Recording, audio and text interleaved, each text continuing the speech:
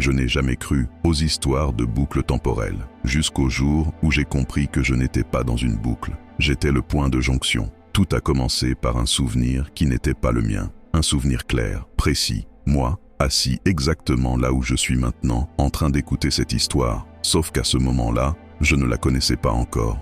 J'ai mis ça sur le compte de l'imagination. Mais plus le temps passait, plus ce souvenir devenait détaillé. Je savais exactement à quel mot mon cœur allait accélérer. Je savais quand j'allais lever les yeux. Je savais même ce que j'allais ressentir à la fin. Et c'est ça qui m'a terrifié, parce que ce souvenir ne me montrait pas l'avenir.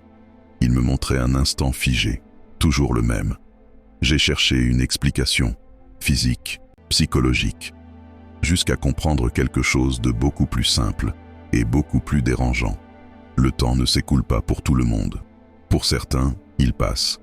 Pour d'autres, il se répète. Mais pour quelques-uns, il observe. Ces moments où tu as l'impression d'avoir déjà vécu une scène, ces phrases qui te semblent étrangement familières, ce malaise inexplicable au milieu d'un instant banal.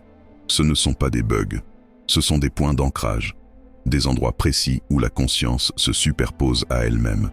Et si tu es en train de comprendre cette histoire maintenant, ce n'est pas un hasard, parce que ce souvenir que j'avais au début, ce n'était pas le mien, c'était le tien. Tu es exactement à l'endroit où il devait se produire, à l'instant précis où tu comprends. C'est pour ça que, dans quelques secondes, tu vas ressentir cette urgence bizarre, celle de partager, de dire « écoute ça », pas pour prévenir, pas pour convaincre, mais parce que c'est comme ça que ce moment continue d'exister. Et maintenant que tu le sais, le souvenir est complet.